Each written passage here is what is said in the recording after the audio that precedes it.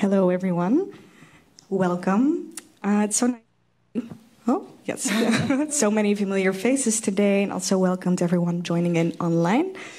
Today we're launching the third critical meme reader called Breaking the Meme, and we're thrilled you are all here today. Before I introduce myself and my co-editor, I wanted to take a moment for the encampment and the protests that are happening right now, where UvA students are fighting for Palestinian justice and making sure their universities are not complicit in the genocide that is happening. We are with them in full solidarity. There is a new encampment right now in Oudeman Sports. I just heard, so please let's all go there together after this. So thank you. My name is Chloë Arkenbout. I am the co-editor of this critical meme reader and also the first two, which has been an absolute joy. And before we dive into a quick introduction of the reader and this evening, I would like to take this moment and express how excited I am to have co-edited this book with Idil Galip.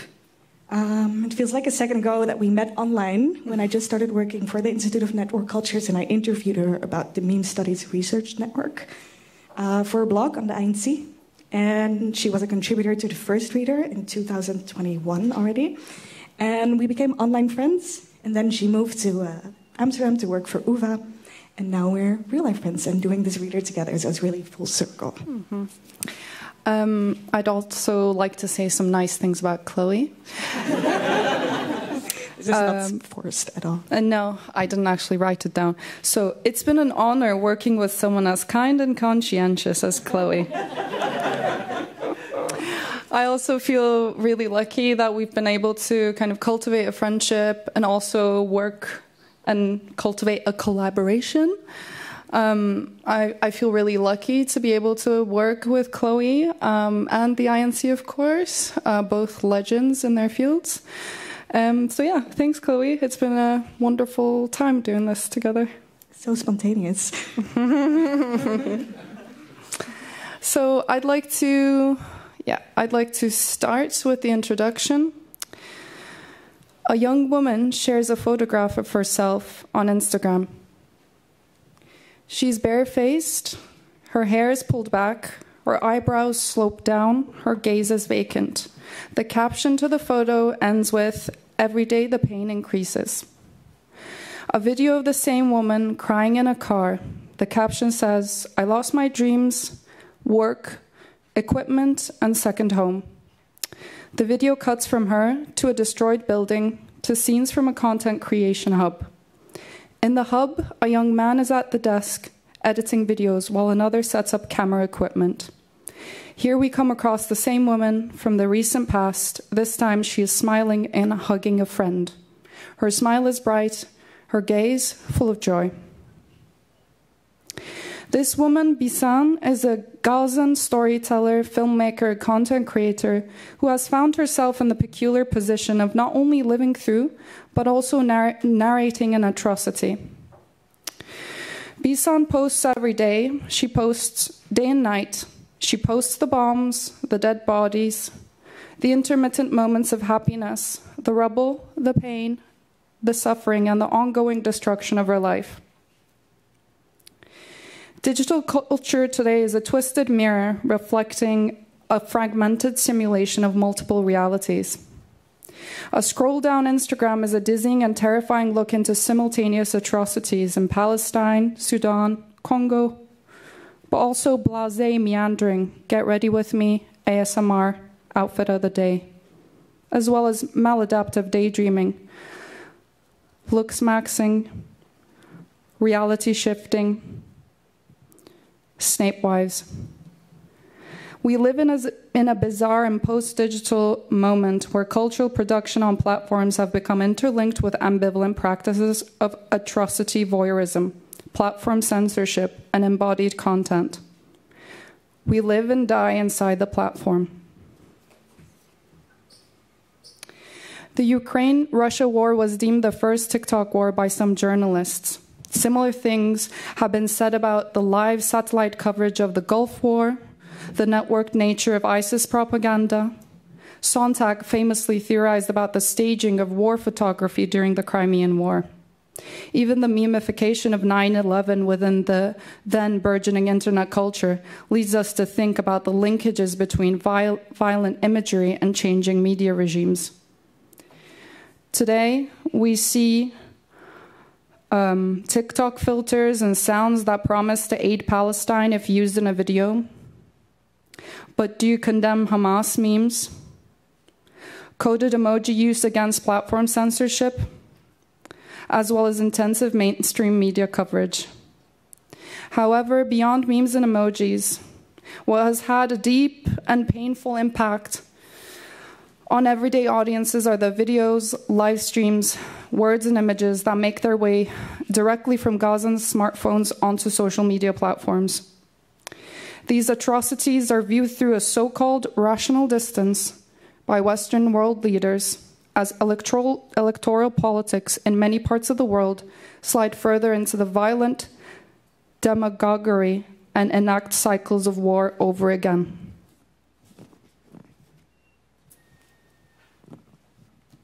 The rise of right-wing populism and the prominence of the so-called culture war has not stopped since the previous meme reader.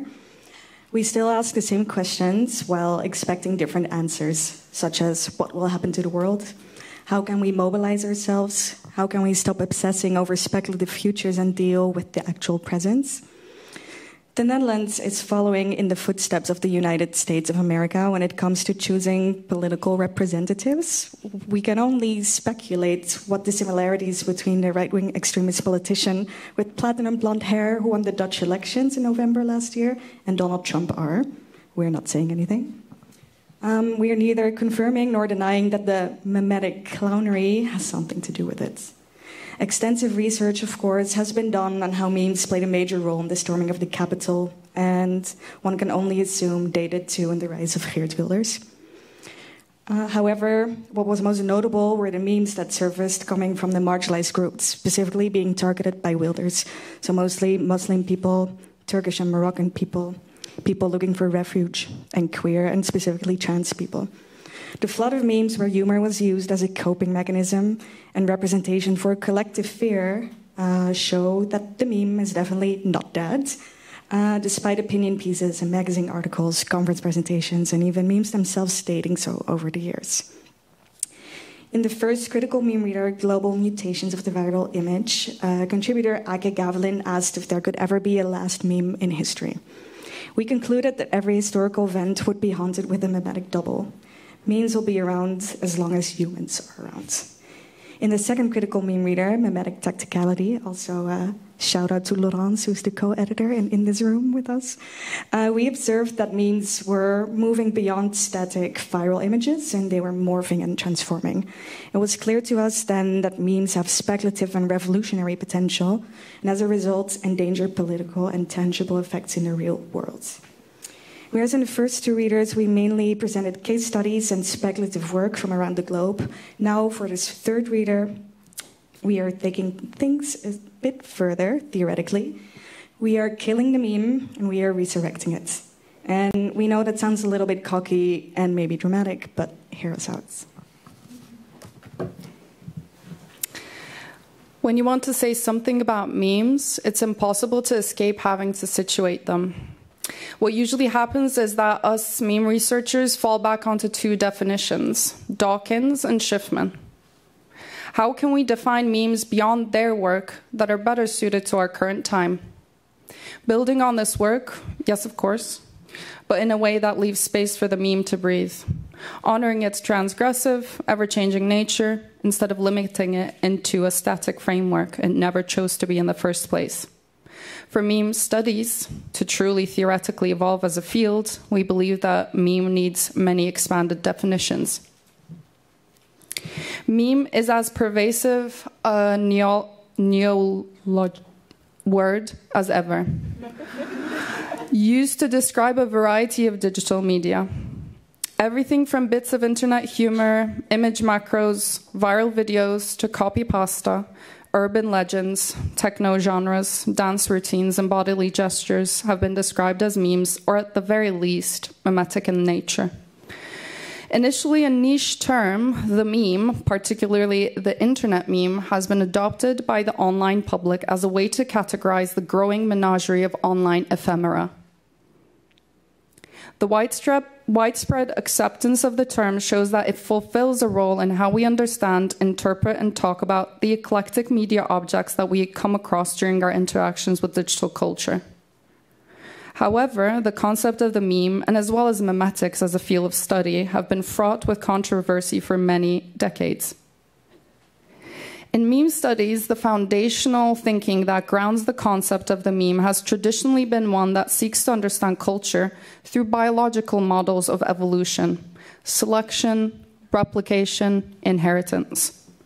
It is equally important to underline that in various global digital cultures, online ephemera had not been described as memes until very recently, with local categorizations such as bao, qing bao, caps, monte, and other context-specific words taking precedence over the Dawkinsian meme.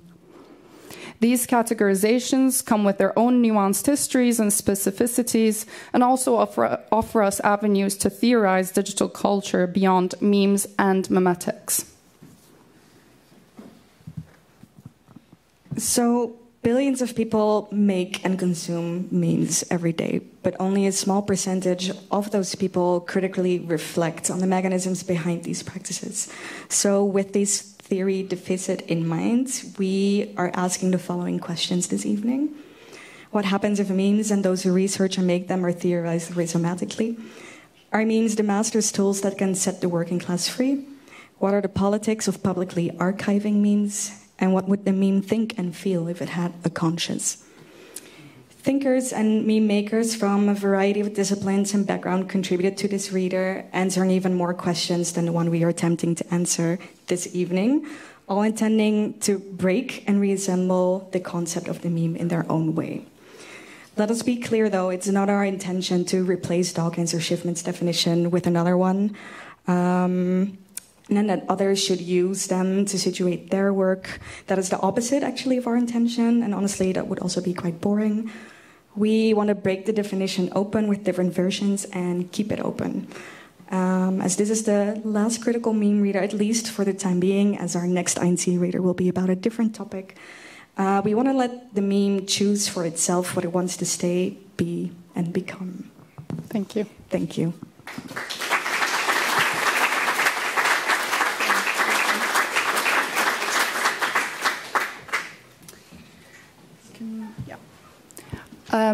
Now I'd like to call our first speaker up for his presentation, for his talk.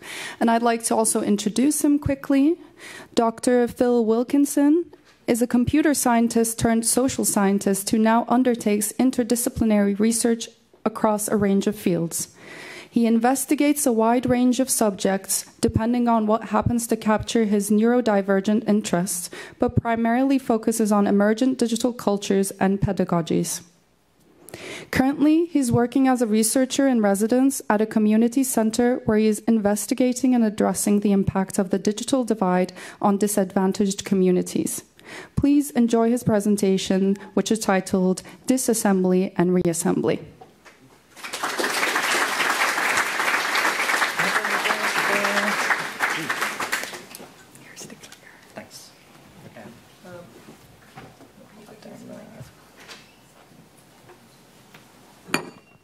Hello, and we have a clicker.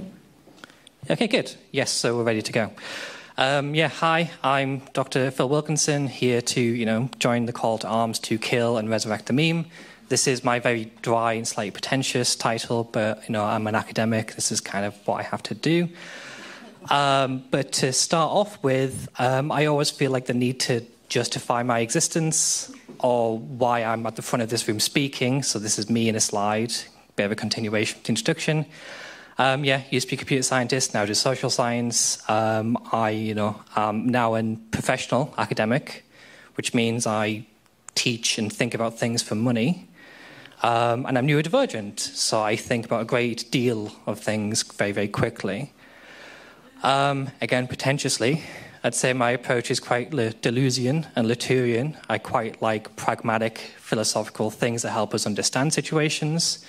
But I mostly just invoke those philosophical names to like legitimize my very intellectually opportunistic and promiscuous approach. But yeah, so here we are. This is what we're here to do today, to break the meme. I think another way of framing this is we are trying to break up with Dawkins and Schiffman because we're kind of tired of their reductive conceptualizations of memes.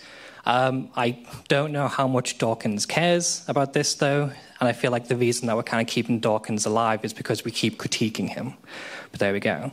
And like any good philosopher, I have more questions I think we're going to raise than answers, such as, are we actually ready to break up with Dawkins? What do we actually lose if we move away from this definition as a center point?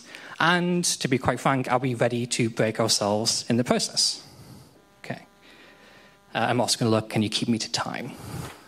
So, yes, I'm going to make two arguments today. It's kind of actually the same argument, in effect. So memes should be theorized rhizomatically.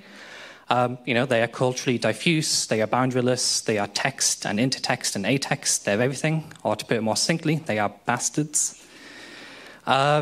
And so, therefore, meme researchers, meme studies itself should also become rhizomatic in our approach. We need to be not just interdisciplinary, but undisciplined, and approach the investigation and articulation of memes, in multiple modes, using multiple modalities, effectively through whatever intellectual, tools we can get access to. Again, to be blunt, to become intellectual bastards ourselves. But first, a warning. Like I say, so I'm going to be talking about rhizomes from a Guattari and Deleuze, and this is like a customary warning for anybody who has to kind of like encounter this approach, because their work is theoretically, philosophically quite dense, and they don't explain things, because to their point, or for their intentions, that would actually defeat the point. They write things not necessarily to be understood, but to invoke understanding. Okay? They want to see what you mean or what you understand of these situations. Kind of like, proud philosophical parents, if you went to them and asked them, say, yes, what do you actually mean by rhizomes? What does it all mean?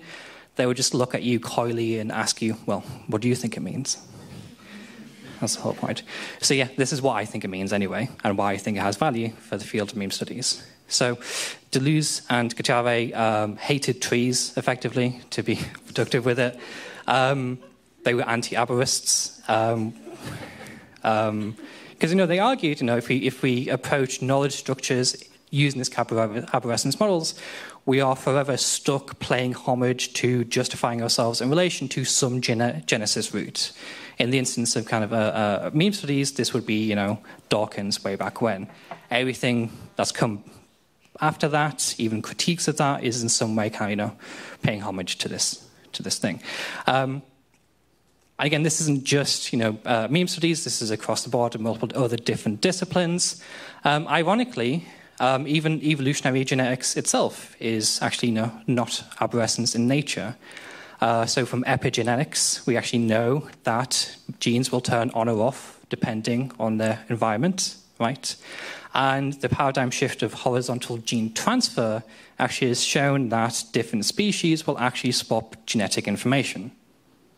So again, rather this inherited linear structure of genes, it's much, much more fluid, much more complicated, much more rhizomatic, like that. Ironically, if meme studies had followed or kept pace with evolutionary genetics as a metaphor, we'd probably be in this position anyway, that I'm arguing for. So enter the rhizome, the anti-tree, effectively. Keeping with a kind of botanical metaphor, rhizomes are underground, complex, interrelated root structures, like grow and spread of various different connections, various different forms, and they actually kind of make connections, or roots that grow and make connections between different plant systems and different ecological systems and different environmental systems. This is how I think we should be approaching meme studies, or meme theorists, right? We have these roots that grow and they concentrate together in tubers or bulbs, or as I would say, into potatoes, right? And in this instance, the work of Dawkins isn't the genesis root, it's just a particularly robust intellectual potato. Right, yeah? upon which we're kind of continuously making connections. So what we need to do, if you want to kill a meme, unpack it, make our own understandings of it, is to grow more potatoes and make more connections. Okay? Bear with me.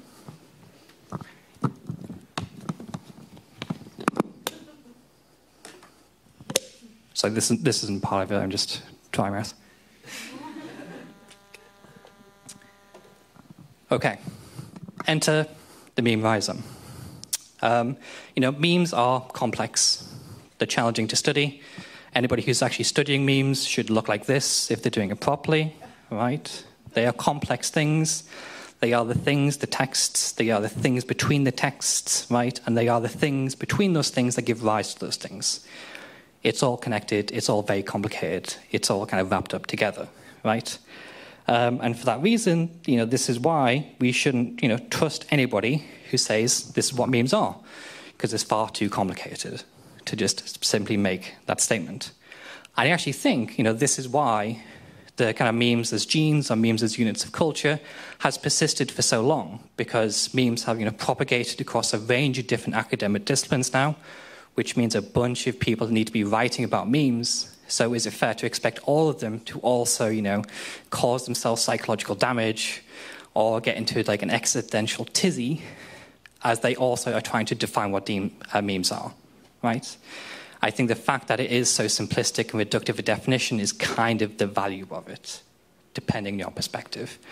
But I do think we can do better than this, if only by acknowledging there is more complexity. So anyway, this is what memes are, the meme rhizome.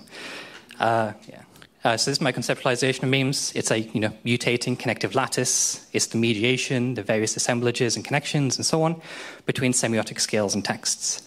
I would suggest here, just to give us something kind of clear to connect with and to start making connections with, they have three qualities. There is this kind of frenetic connection seeking. They are ontologically flat or blurry, and they are continuously reassembling themselves. So if we kill the meme, we remake the meme, and then we kill it again, and then we remake it. And that's just how we need to be approaching this. So on the subject of connection seeking, there is no real aspect of society that hasn't been in some way touched by memes, or where memes aren't appearing in some kind of format, right? So from as mentioned earlier, the kind of UK and Russia war, right? So this is an instance of a artillery company who are crowdfunding donations by providing people the opportunity to write whatever they want to onto a shell before they fire it at somebody. And I'm sure we're all familiar with Morbius and the $1 billion as a cultural moment. I'm looking around. Enough. Okay. So memes themselves, constantly making connections, constantly propagating across these range of different kind of social cultural contexts. But again, it's more than just them appearing as texts. There's something more happening here, right? It's not just the texts themselves. There's this kind of like underlying kind of mimetic value system or mode of communication or cultural change that's taking place. Things that are just a little bit more, frenetic or post-ironic or subversive or so on, right? But again, it even extends further than that, than just the meme itself, or what we might easily recognize as mimetic cultures, to wider, broader exteriorities.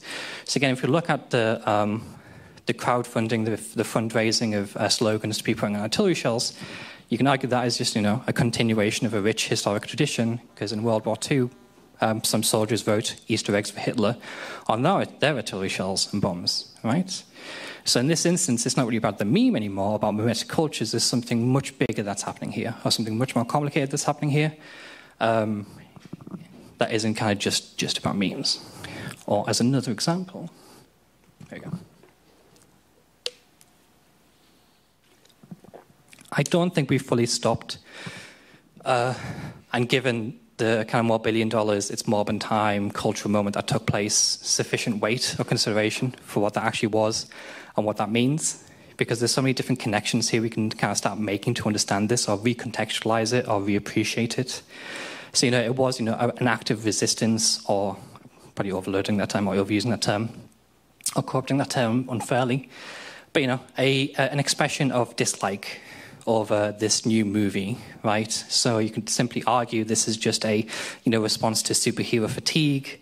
But is it something more than that? Is it a response to, capitalist modes of movie productions, where things are made by committee in kind of big budgets and kind of driven by kind of marketing forces more than anything else, or anything having artistic merit?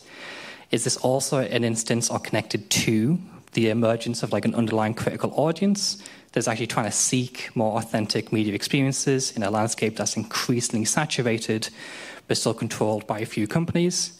Again, we can see it's influenced and driven by, post-ironic values and modes of communications, right? It's a very insincere thing that took place, but there's something sincere underneath it all. Like, we didn't like this, stop doing this kind of stuff.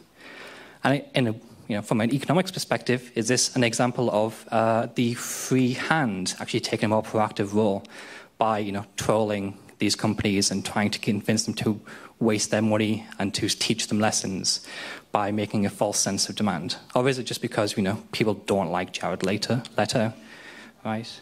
All these different connections we can be making and mobilizing within this just one instance of mimic cultures. Okay. Because again, it's not just about the text itself, it's not just about the object. There's a whole bunch of different things we could be making connections to across different ontological registers. There's different disciplinary considerations as they start appearing, in marketing contexts or political contexts. There's intertextuality between the different media texts and how that changes the meaning. Yes, there's a specific mimetic texts, but those are kind of socio-culturally situated in terms of how they're produced and manifested and interpreted and propagated, right? And underneath all of this, we have, wider societal meta-processes around globalization and mediatization that these memes interact with as well, right? And yes, they are an emergent property of complex socio-technical assemblages, and they are also an extension of some kind of underlying affective desire in humans for resonance or connection. We can even trace this back to, Plato and Aristotle arguing over mimesis and its role, where Plato would argue that mimesis or mimetics or the replication of something is dilution of some underlying truth, where Aristotle argues, no, this is people searching for truth by replicating, by joining, by mirroring each other, right? So we can make all these different connections with memes, and all are equally valid because it's the meme rhizome, it's complex. And within all of this, there's also us, for the various different reasons we might be interested in memes and mimetic cultures. We are part of this mimetic assemblage. So we should also be kind of very, very proud. We have our own reasons for engaging with this, right? Sorry. So to replace one scientific metaphor with something that's maybe a bit more accessible, so from quantum mechanics, bear with me. Are there any actual physicists in the room? Oh, God. Be kind. So from quantum mechanics, this idea of superposition, right, is the principle that a given system, it can exist in multiple states simultaneously. If we measure that system, we measure it in one state, but that system can only be understood if it was existing in multiple states at once. With me? How did I do? Okay, good enough. So memes, they are complex mutating multiplicities that connect to other complex multiplicities into these, complex assemblages of things we can't even necessarily put into words easily either, or to enunciate easily. And again, we are part of this. So I guess with the meme rhizome and what I'm doing today is giving ourselves permission to say, for my intents and purposes, this is what a meme is. This is a temporary construction. This is a temporary assemblage. If you want to situate memes, this is the temporary situation I'm exploring them in, and that's fine. They are much, much more complex than this, of course, but for my purposes, this is what they are. Okay? So, and this is my goal today, in presenting this meme rhizome. And if I can be honest, I think I'm a little bit conflicted with this. Because, if I was not so much of an intellectual coward, I would have done a very different lecture. Because me arguing for the meme rhizome means that we should be exploring memes in a bunch of different ways, like the much more fun, creative, cooler people after me are going to do. Sorry.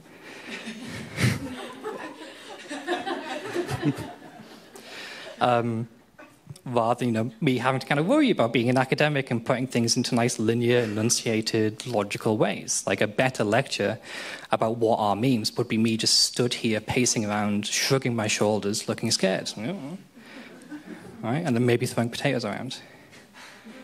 But at the same time, so I want to provide something that's a little bit more open-ended than that's instrumentalized ideas of this is what a meme is. It's temporary. But it's something a little bit more explanatory potential than just like pure affective enunciations or expressions of them. But anyway, like I said at the beginning, it's not about me. It's about us collectively. And I call for, in killing the meme, we need to become memes ourselves and embrace the meme rhizomes, so, create our own connections, or in a single image to, grow our own potatoes and share them. Okay, thank you.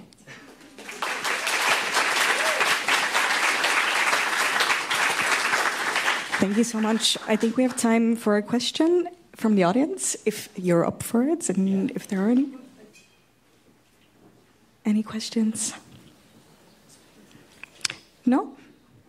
Okay, well, Phil will be at the drinks afterwards, so you can catch him there. Oh. Yes.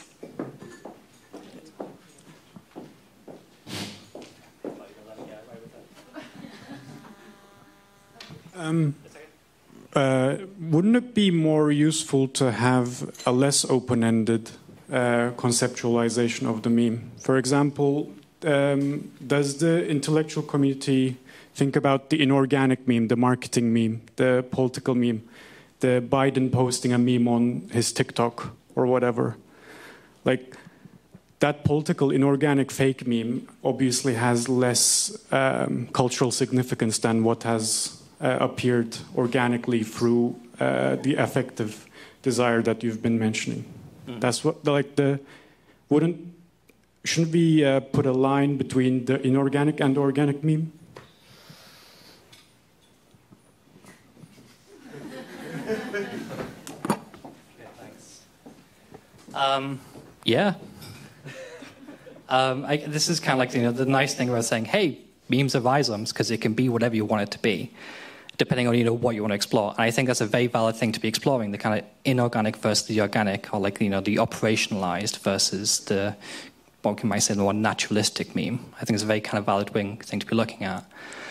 Especially in this idea of kind of meme literacy and the capability and capacity to actually construct memes and communicate in a mimetic way, I think is something that does need to be explored.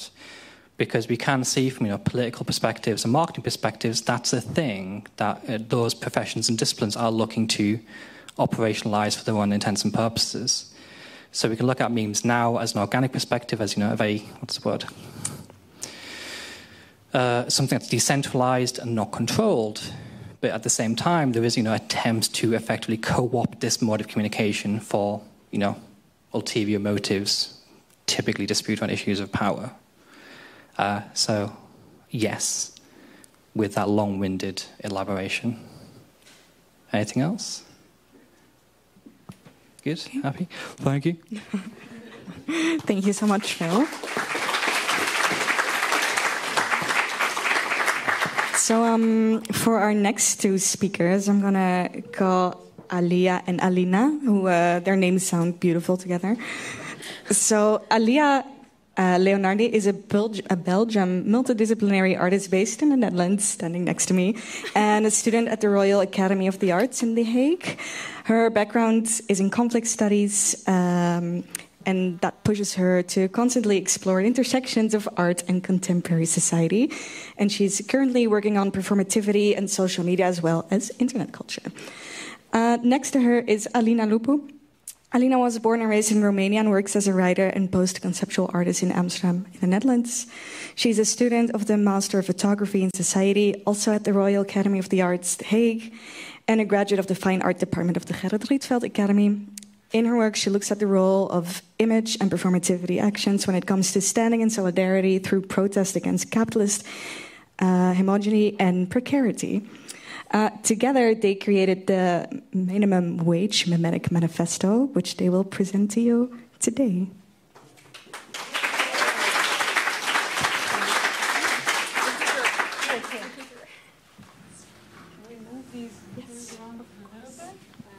There's one. Great. So, I mean, we rehearsed this. However, we're not perfect. Therefore, bear with us. After downing 5 bottles of wine, 4 double vodka Red Bulls, and a bag, Emily had to open the store on the busiest day of the week at 6 a.m. with no cigarettes or vapes for her 9-hour shift. This performance has been compared to that of Michael Jordan playing with the flu in Game 5 of the 1997 NBA Finals. Working hours have been stretched. Creativity and status are now being employed, even in the most mundane of professions. Sandwich artist, coffee artist, gelato artisan, floral designer, visual sales, pizza delivery expert, director of first impressions, fresh food replenishment technicians come to mind. And workers seems to be asserting autonomy. Yet, somehow, this has not led to the liberation of the workers, but only to further exploitation, to working in order to self-express by consuming. We are at a tipping point. The revolution is once more on the horizon. Generalized precarity has summoned it. And in order for mass mobilization to happen, for cross-border solidarity to take shape, the revolution must start with the breaking down of boundaries, not just between labors of love and labor for money, but also between worker and consumer, alongside those between active platform users and passive consumers of content. Because by now, the revolution has a new field of battle, and that is the platformized online. Within this configuration, the tool of the present revolution follow naturally, memetic discourse. Here, the meme is not just the base of image-text communication, but goes back to the idea, to the behavior, to the cultural symbol, to the movement, the practice, the ritual, the dance, mutating and self-replicating. The call and response that spreads through platforms are dizzying speed. And now is the time to test this wonderful clicker. October Revolution! No. Memes. The language of everyday performance. I think we need a worker. As workers, we make and exchange memes. There we go. Chloe, do you want to be our worker? Thank you so much. As workers, we make and exchange memes, collages, text overlays, repetitive phrases to show our performances of exploitation and to build a language of solidarity among ourselves. They're our go-to tools, transcending social classes and levels of education, catalysts in a peculiar moment of history, and expressions of dissent through tragic comedy. That moment when your coworker sends you a meme and you just know, you nod, you quote it while working in order to acknowledge a shared struggle, and it turns into something akin to a slogan during a protest, into performed solidarity, multiplied across borders and platforms. That's when the I can become a stronger we. Some of the current trends in the meme world are all about universal experience, being a girl, to be is to, never had a unique thought or experience, and are based on a feeling of belonging. These create a sense of community, but also of shared identity. The important aspects of these new identities is that they are trying to escape previous categories or definitions of what they embody. For example, being a minimum wage worker in a textbook or being one on TikTok does not mean or carry the same value. Meme, please. Reclaiming identities or social norms through the use of language is part of an activist practice aimed at either changing the individual condition or transforming society's relationship towards it. Occupying the social media landscape with memes reclaiming a social reality, making fun of that reality and owning it has the potential to send a strong message that can lead to change. In memes, we thrive. Mimetic discourse and resistance. Change. And again.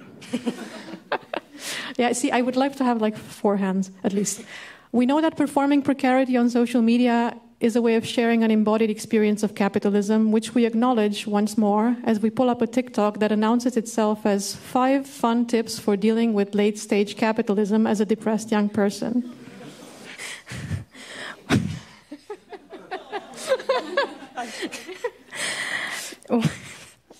While the intro to the TikTok Reels feels upbeat, the incoming stitch on the same video is a refusal. A woman details in it the actual levels of depression she experienced while working a 10-hour shift in manufacturing, from the prison-like uniform to the lack of natural light and overall existential claustrophobia. We like, comment, and forward the message.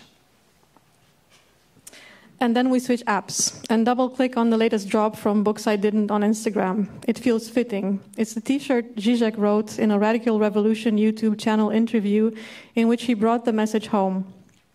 The crucial point for me is that it says, I would prefer not to. I don't prefer to do it. So it's not that a predicate is denied. It is that a non-predicate is asserted. We know that negation is not something that memetic discourse falls into because of a lack of choice. On the contrary, it is an affirmation, a positive, a form of resistance. It's a historical referencing of refusal. We, the ones performing against precarity, take up the mantra of Melville's Bartleby, and we prefer not to engage with the capitalist system on its own terms. Sure, we use the platform. Sure, we use the language. Sure, we do the dance.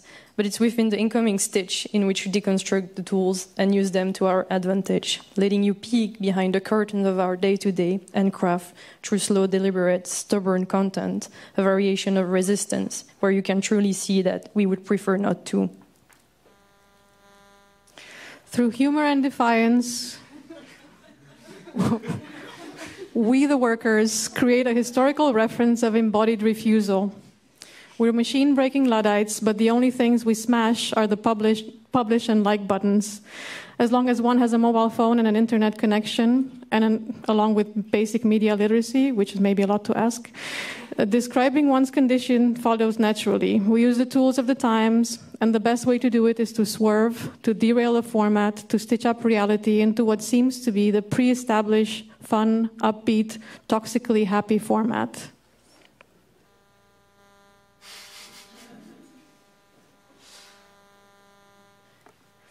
Workers, grab your memes and unite. Collective escapism into actions. We're working in hospitality or in retail. We do delivery work or intern. We freelance, we're subcontractors, we moderate online forums, we work for money, for love. We share the same struggle, exploited as we are by an overarching system that needs us to survive, but also knows there's infinite ways in which it can replace us. We lose our individuality, we are a mean, we're also still here, still on the platforms. We dream of collective escapism, and that's what Instagram and formerly known as Twitter posts and TikToks and Reels are. We latch onto the fight, we share knowledge about our material conditions, we dream of subversion and escapism through mimetic language, through bite-sized fragments of text and visuals that end up expressing a collective reality. We teach each other the tips and the tricks of subverting the system. We learn first who we are by watching our little video content. And then the theory clicks and we embody it. We realize who we are, producing surplus value and we slow down and realize the circular logic of capitalism. The follow-up take brings us one step closer to breaking free from our struggles. You guys want to unionize? Almost there. Bosses beware. When we're screwed, we multiply. Mass virtual mobilization. Our strength is in numbers. Even if we perform individually most of the time, you'll notice that while scrolling on TikTok casually and catching us sharing a piece of information about ourselves that seems very personal, when you bust open the comments section, in the 236 comments, 200 people can relate. Those are our allies, and they grow in numbers. These virtual resistance are not limited to a simple like or a brief moment of attention from the viewers. If these memes are the translation of a physical experience, they also form the basis of a social movement. They are catalysts. Memes have the power to infiltrate and rally. Instead of a singular figure leading a social movement, we now have endless possibilities of relatability within virtual space, beyond physical limits. It's due to this possibility of encountering so many diverse experiences on social media and our tendencies to essentialize life and physical experience that memes can reach their potential and become mobilization tools. At first, the revolution doesn't have to be grand. It doesn't have to be a complete reshuffling of the status quo. Instead, each post, reel, video can be our approach to revolutionary action, and it can begin with a simple question. Ask yourself, am I being paid enough for this? Let it sink in. Then, embody the resistance. The revolution can happen.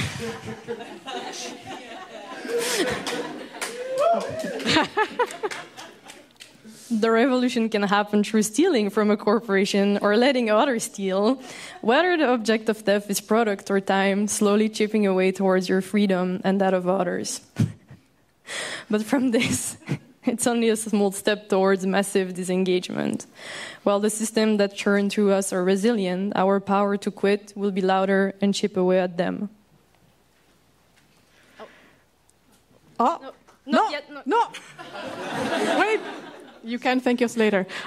Take our mimetic manifesto as a call to action, a declaration that the revolution is not just on the horizon, but unfolding in the pixels and memes of our digital existence. As a worker performing against precarity, you should be next in recognizing the power of mimetic discourse to shape a narrative of resistance, solidarity, and collective empowerment. The revolution is now. It's memed. And you're a part of it. And to end, not just a thank you, but also a reminder. The workers united will never be defeated. And if you can chant that with us, it would be very, very, very helpful. So, the workers united. Come on, come on. The workers united will never be defeated. The workers united will never be defeated. Thank you.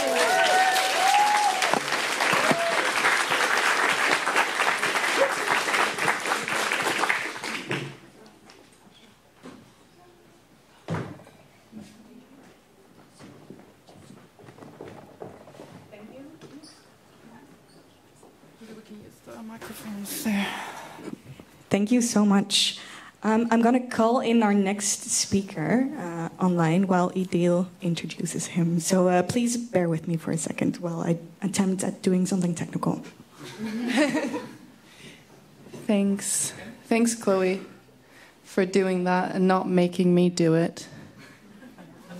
I will introduce our next speaker. Aidan Walker is going to be with us in a second on Teams. Aidan Walker is a writer and researcher who has been published in Know Your Meme. Ooh. Aidan Walker is a writer and researcher who has been published in Know Your Meme, Do Not Research, and other outlets. He is possibly the world's leading authority on the distracted boyfriend meme, a niche topic on which he has written a 100-page master's thesis. Let's give a mini applause for this.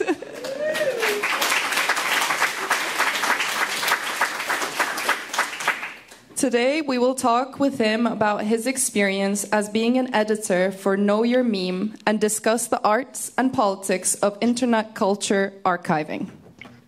Hi, Adrian. Adrian, can you hear us all right? No. No? Or please bear with us for a few more minutes. Hey, Aidan, we yes, I see a face. Can you hear us? Yes, I can hear you now. Yay! Perfect. Amazing. We just gave you a perfect introduction. Yes, and everyone loves you. Yes, people clapped, awesome. people laughed. Maybe as a first question, Aidan, for those who don't know, just to be sure, could you briefly describe what Know Your Meme is? So Know Your Meme is an internet culture and meme encyclopedia and database. It's both a lot of user-generated content, so really anyone can go on and upload a meme, but it's also assembled by an editorial team, which includes me and a few other people. And we double check all of our work. So information on Know Your Meme isn't just some rando posting on the internet. It's like 2 randos posting on the internet who are getting paid for it, who are workers, one would suppose. And yeah, I mean, I think that sort of dual model of being both really user-generated and being kind of editor, journalist type thing, kind of in the vein of a lot of other American humor sites that now were owned by the same company, so like Cracked and I think it has Cheeseburger. That sort of mid-2010s model of SEO journalism, of which BuzzFeed is kind of the exemplar. Know Your Meme fits in that family, but it's also a little like Wikipedia-like, so it's kind of a fusion of those 2 models. Amazing. We have thousands of memes. Yes. And as a meme writer myself, I can confirm that it's very easy to use Know Your Meme when you want to talk about a specific meme. That is the first place you will look. Could you maybe tell us a bit more about how the platform works? Like, what is the structure behind it? How many people work there? Is there a business model? Tell us more. Yes. So there's about a dozen of us, I'd say. There's, the editor-in-chief who runs it all, various sub-editors. And I think the best way to explain it might be to just show you. So if I can share my screen and figure out this technical thing. Yeah, we'll see. This is always scary. Allowing teams to observe the screen. Are we shared? Yes. Okay. So this is Know Your Meme. If you've visited the site before, you'll recognize this. We have various trending entries. So these are some of the memes that are popping off today. All of us, both users and editors, have profiles. So here's mine. I'm a discourse analyst over here. And when you create a new entry, what you end up doing, so I'll go to this tab, we give it a title, which usually gets sourced from, whatever online discourse or the way people are describing it. We usually use that. We select a thumbnail image, which will often be the template or the main meme, alt text so that other people can read it.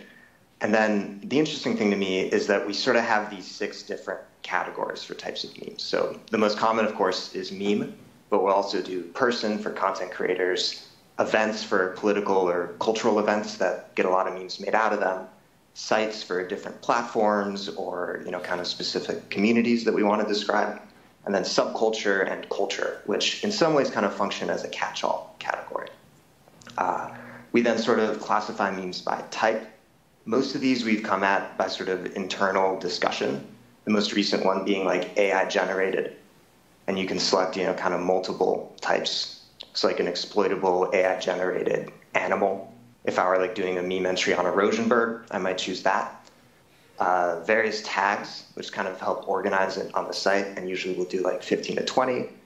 The origin, which is the first findable place where we found it, the year and the date of that.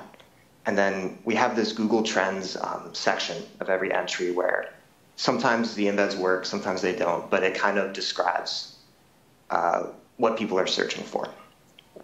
And within the entries themselves, we have an about, which is kind of a TLDR of the meme. We have the origin, which says most of our work kind of has to do with tracing it back, doing a lot of internet archaeology to find the original origin. And then we have this spread section, which is sort of a narrative account of how a meme spreads, how it goes viral. And then for memes, we usually do 6 various examples that as an editor I kind of select. And when I do examples, I try to find things that represent many of the contexts in which the meme gets posted and used. And then if it's sort of an image macro or something, you want the template so that people can copy and paste it from our site and make memes. And then we have references, of course. So the social media accounts that we're sampling memes from, or third-party resources we use for context setting. So that's kind of how we structure our entries. And we end up not making just entries, but also explainers, editorials, and news posts, sort of, if there's a trending topic. So there's a lot to explore. Go to the site, look at the advertisements too, because that's how we earn money. Yeah. Yeah, that's very extensive. Maybe, Idil? Yeah, so thanks for showing this. It's actually This is like the Wizard of Oz when we peek behind the curtain. So my question is, archiving and explaining the beast that is meme culture must feel overwhelming at times. How do you see Know Your Meme in relation to the constantly churning pit of image and discourse online? What is its mission for the internet? Yeah, so I'll unshare screen here. Okay, I'm out of screen share. I'd say I can't speak for all of Know Your Meme. I kind of just speak for myself. But I'd say the mission for me is the internet is a really unstable archive. You know, you're trying to find a meme from 2018 and you're lucky to get like 10 examples. And so there needs to be an effort to kind of save it all, or you can't save it all, but save at least some of it and try to get a record of, you know, what people felt, what people believed, what people argued for, both when we sort of agree with what they feel, believe, and argue for, and also, you know, when we disagree to know what we're up against. And so kind of assembling that record, which in the conditions of the internet is really hard, and I kind of say Know Your Meme isn't the only organization doing this, but it kind of is the broadest and most accessible and has really good name recognition and brand recognition. So I think we play an important, in many ways we're kind of a hub. And for me, the mission is just sort of to preserve and honor this culture, because unless we kind of take active measures now to do that, a lot of it is just going to get lost, or a lot of it will be lied about in years to come.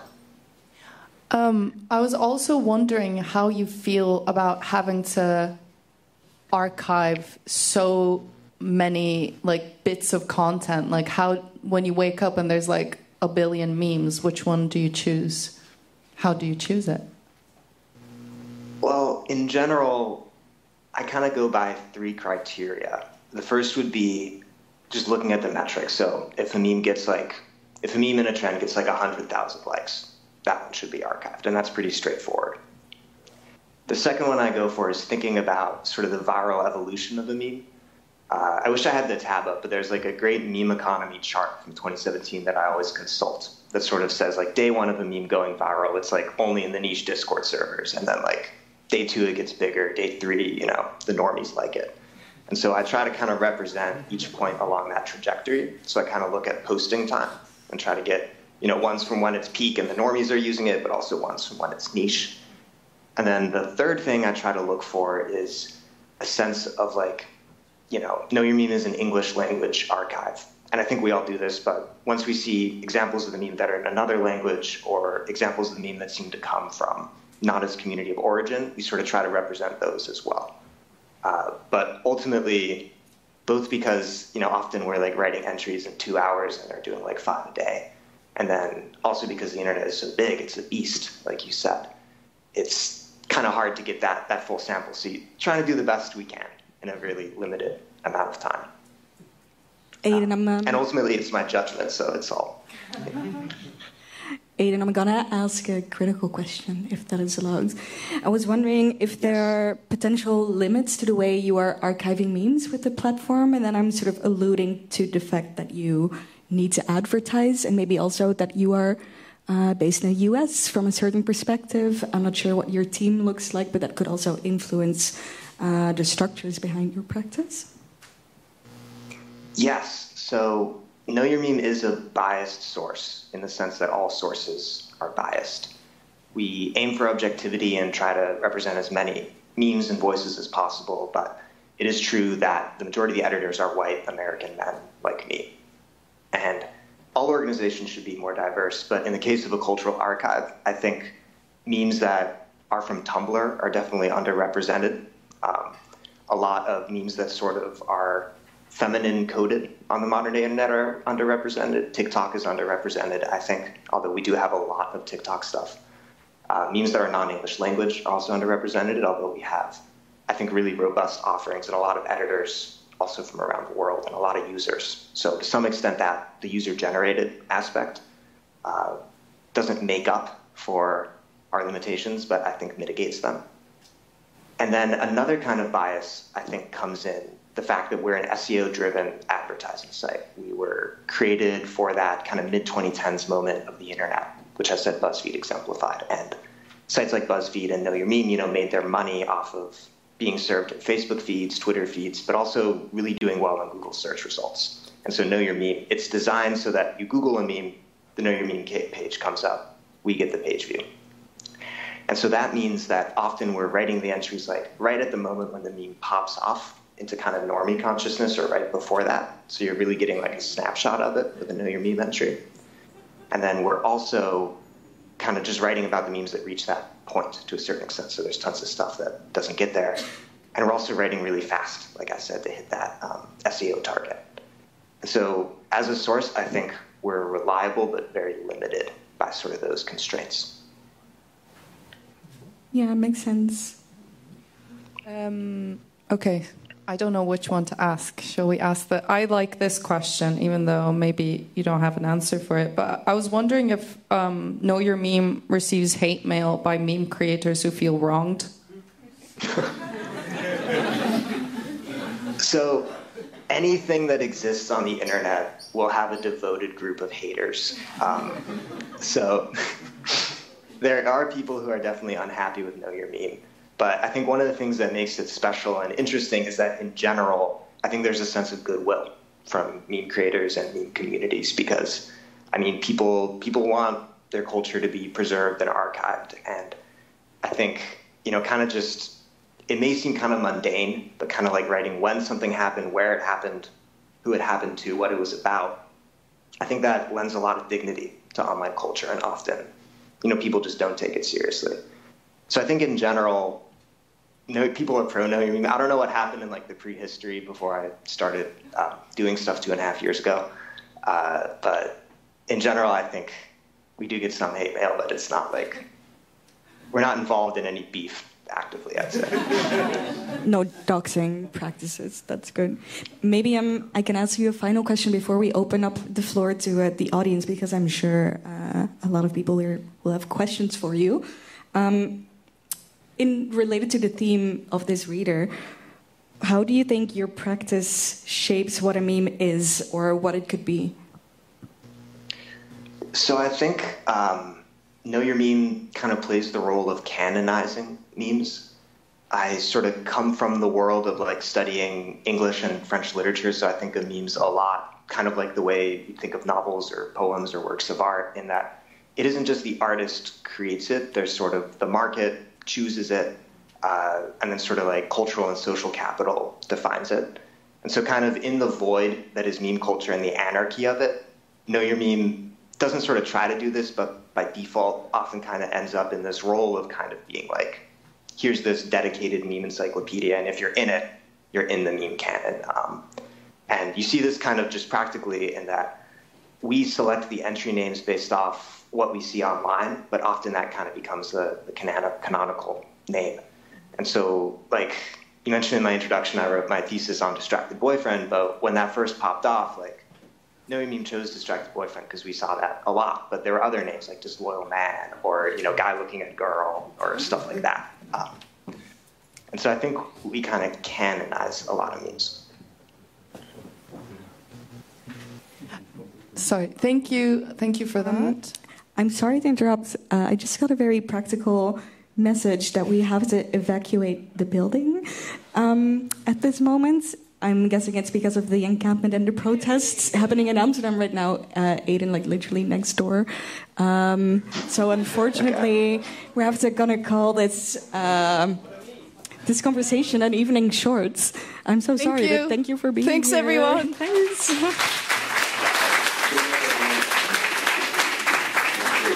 And also be safe and join the people, join the workers outside, I guess. Join the protest, yeah.